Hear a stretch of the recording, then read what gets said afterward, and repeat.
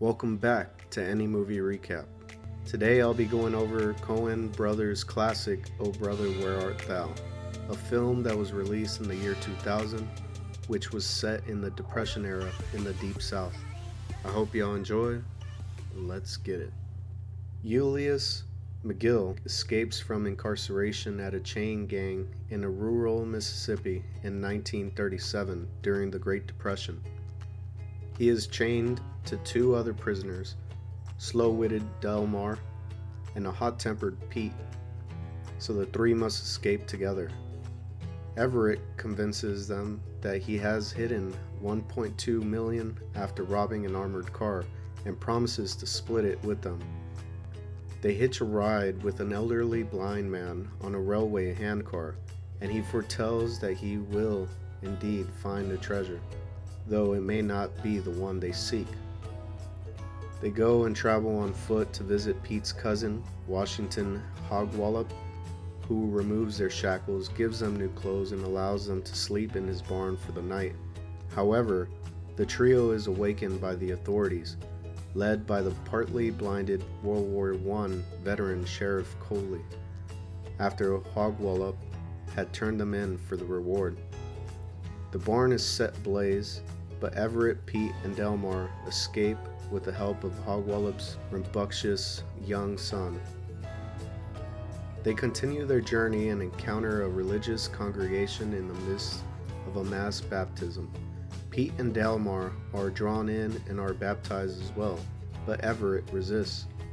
They later pick up a hitchhiking young black guitarist named Tommy Johnson, who claims he had sold his soul to the devil in exchange for musical talent. They hear that the nearby Wheezy radio station pays people to sing into a can, so they pay a visit to the blind disc jockey and sing a version of Man of Constant Sorrow with Tommy accompanying them. Calling themselves the Soggy Bottom Boys, they are paid $40 in cash and leave satisfied. That night, Sheriff Cooley and police track them down. The next day, they meet famed robber George Babyface Nelson on the run from police and accompany him in robbing a bank. After spending the night at a campfire, Babyface gives them a share of the stolen loot and departs. The trio encounters three sirens, beautiful women washing clothes in the river, and they are seduced by them. Delmar and Everett discover the next morning that Pete has disappeared, and Delmar believes the woman had turned him into a toad. Carrying Pete in a shoebox, Delmar and Everett go to a restaurant for breakfast where they meet Big Dan Teague, a one-eyed Bible salesman. Thinking that their box contains money, Big Dan lures them to a field for an advanced tutorial on salesmanship. He violently beats the two men, kills the toad after finding no cash, and then steals their car and what money they have on them. Bruised and defeated, Everett and Delmar arrive at Everett's hometown, where he attempts to speak to his estranged wife, Penny, mother of his 7 daughters. He finds that Penny is engaged to Veron T. Wildrip, the campaign manager for Homer Stocks. Penny refuses to take Everett back and was so ashamed of his arrest that she told their daughters he was hit by a train and killed. Rejected, Everett and Delmar attend a movie where a prison chain gang is in the audience. Pete, it turns out, was turned into the police by the sirens and is once again in chains. In the theater, Pete advises his friends to abandon their quest, as it is a bushwhack. That night, Everett and Delmar stealthily break him out of jail.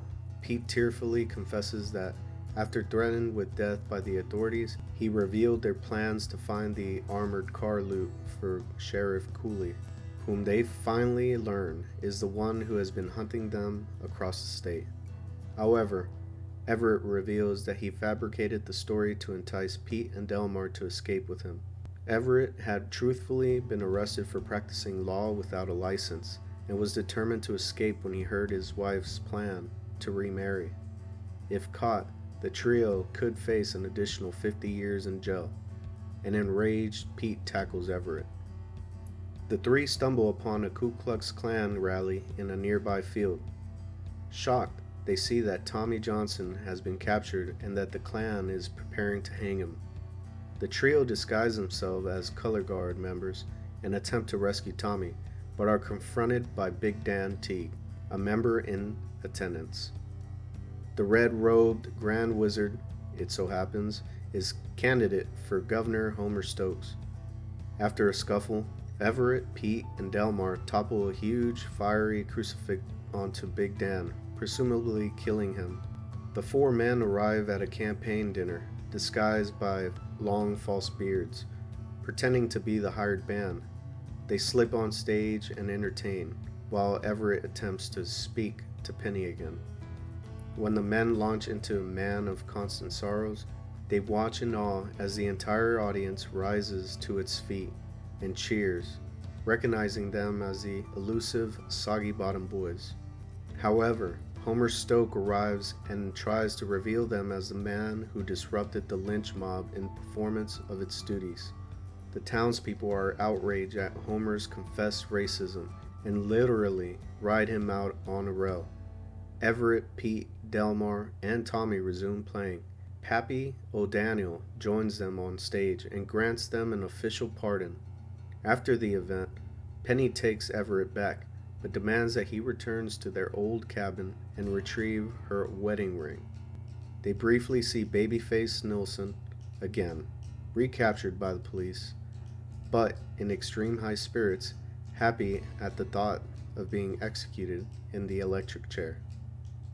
The men arrive at the cabin the next morning, but to their horror find that Sheriff Cooley and his posse have caught up with them, and his men have already dug their graves.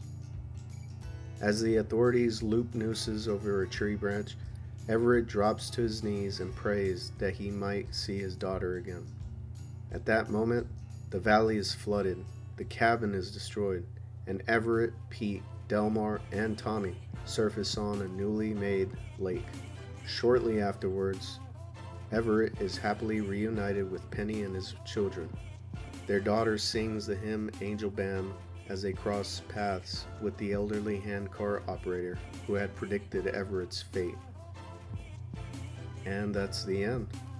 If you're a fan of the Coen Brothers brand of dark humor, or if you just love a good road trip movie, Oh Brother, Where Art Thou is definitely worth checking out.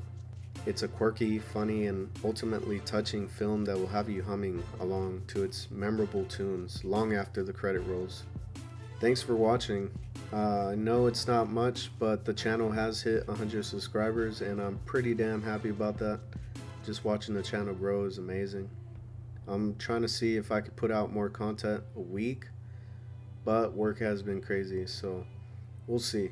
But I mean, who knows, one day I'll probably be able to do this full time.